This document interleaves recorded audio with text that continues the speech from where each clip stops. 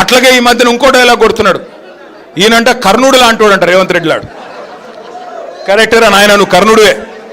ఎన్నికలకు ముందేమో దానవీర శూర కర్ణ, ఎన్నికలకు ముందు దానవీర శూర కర్ణ, ఇది ఇస్తా అది ఇస్తా, మీరు బ్యాంకుకి లగెత్తుకొని పోయి 2 లక్షలు తీసుకోండి, నేను వచ్చి రాగానే మాఫీ చేస్తా, ఆడోళ్ళందరికీ తులం బంగారం ఇస్తా, నెలకు 2500 ఇస్తా, 1 కోటి మందిని కోటీశ్వరులు చేస్తా, బీసీలకు 1,00,000 కోట్ల బడ్జెట్, మైనారిటీలకు సప్లాను, బీసీలకు సప్లాను.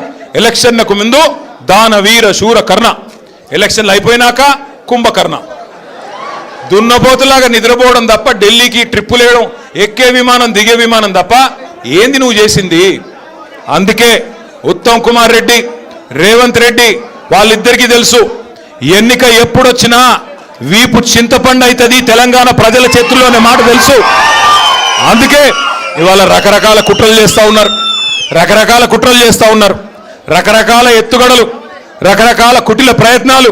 ఎన్ని చేసినా ఒకటి మాత్రం పక్కా, ఈసారి వచ్చే శాసనసభ ఎన్నికలు సాధారణ ఎన్నికలు కాదు.